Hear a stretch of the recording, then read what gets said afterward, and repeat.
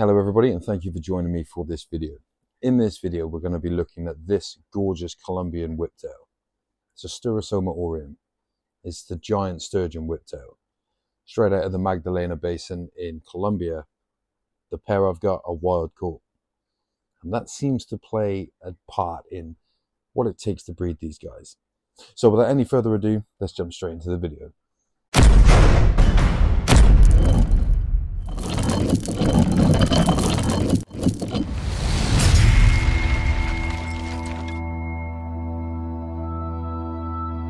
So you want to breed the Aureum.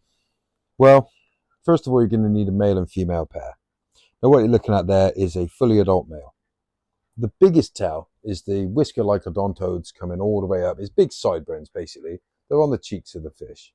Female, she's completely smooth shaven. She doesn't have any of that. She's not like the 85-year-old down your local post office. The female also sort of has a shorter, chunky body. They're the same length, but her tail seems to be thinner for longer.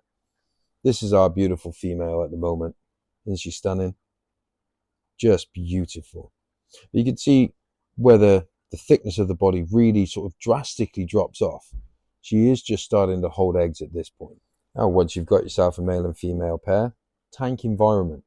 We have a large Bucephalandra forest, which they pay no attention to. We have wide open expanses, and we have a couple of pieces of Mopani. Perching spots and things to hide under like the wood are kind of critical. Makes them feel safe, makes them blend in. The open swimming space, you'd think, well, I don't need that. But think about it, these guys are about 8 inches long, they're quite stiff, and when they move, they are very, very awkward. Now, don't get me wrong, movement is seldom witnessed.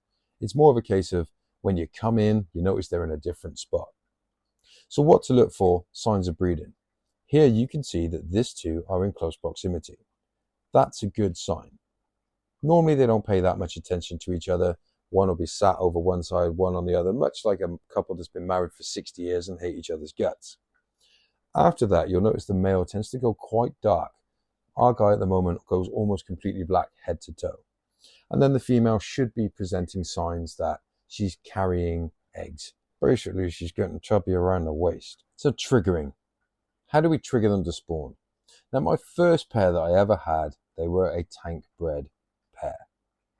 I sought the advice, and it seemed kind of easy. Just don't do your water change. And you know what? It worked. I didn't do my weekly water change of 25%, and they spawned. About 3 days after I would have done the water change.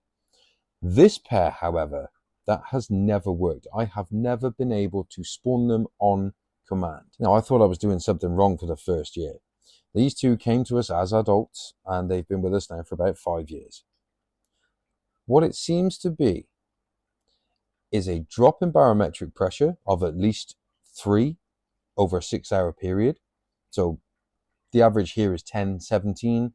Where they come from generally is about 10, 13, same as sea level. It's not sea level, but because of the altitude difference, you get it.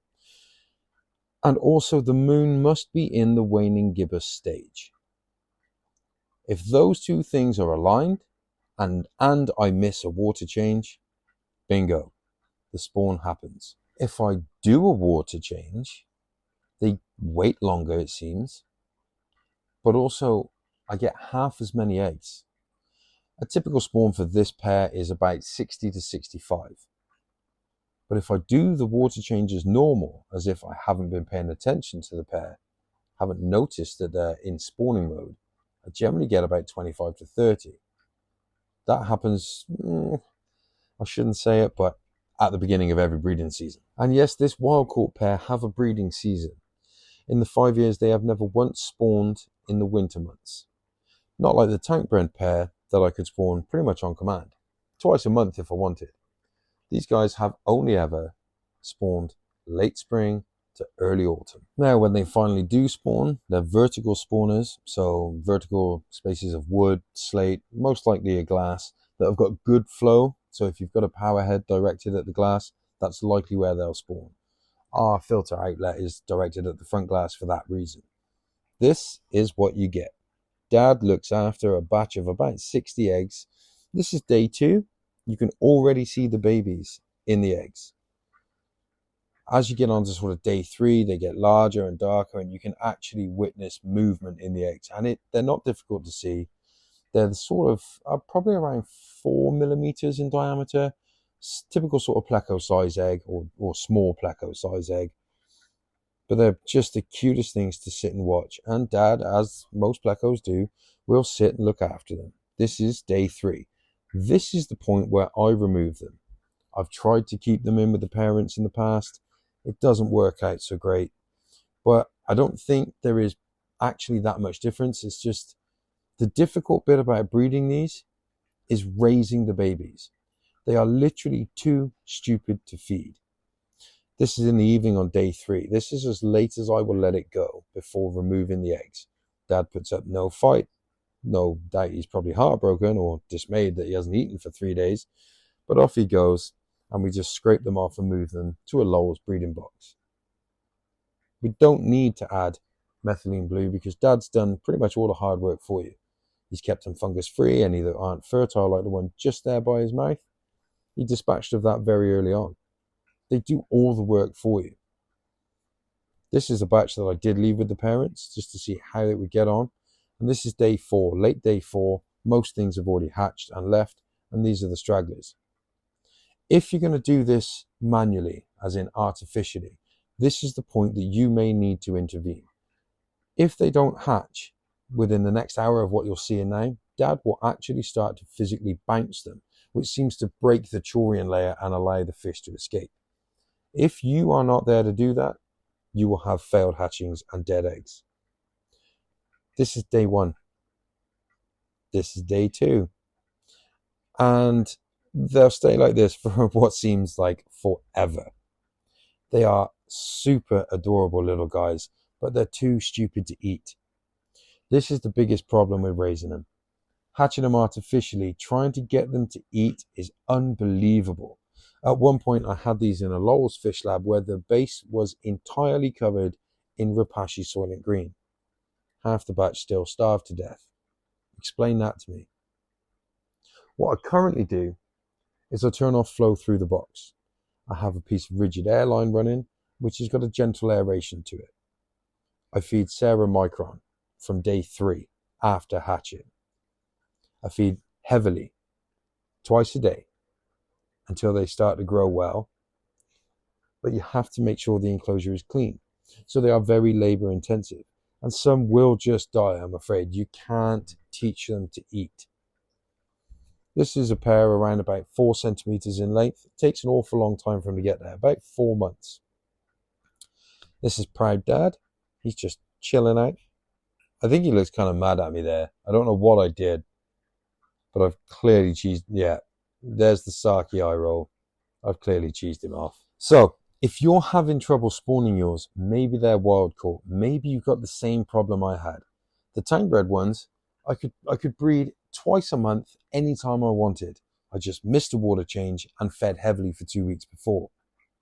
The wild caught ones, they seem to rely heavily on barometric pressure in coincidence, in alignment with the waning gibbous moon cycle. Now, these two things on their own are not foreign to me. The zebra plecos, they require a barometric pressure drop to spawn. And they will do it like clockwork through the summer if we ever get a big storm here in the UK. Doesn't happen as often as it does in places like Florida. But also the moon cycle. The moon cycle plays a huge part in some of the cynodontists, like the petricolas or the polywhites. They only ever seem to breed around new moon or full moon. So if you're having trouble breeding yours, maybe they've got the same issue as mine. Maybe they're just stubborn or wild caught, whatever it is. I don't know if it's a wild caught trend, but give it a shot. Pay attention around those times. Do they need to be kept in the tank on their own? You may see slightly better results if you do that. However, no. Ours are currently with Vulcan Cories, 183 plecos, 204 plecos, assassin snails, and Neocaridina shrimp. None of these pose a threat to the eggs. Dad is on it. I've seen assassin snails try and sneak up and take an egg.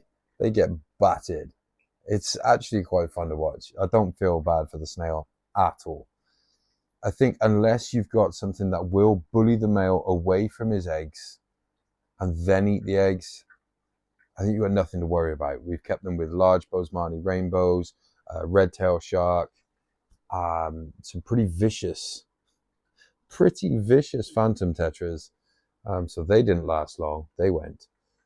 But they still didn't get the eggs. The reason they had to leave is they would nibble on the filamentous extensions on the caudal fin. So guys, a beautiful fish, well worth the effort. And to be fair, when it comes to resale price, what babies do survive will surprise you in what they go for.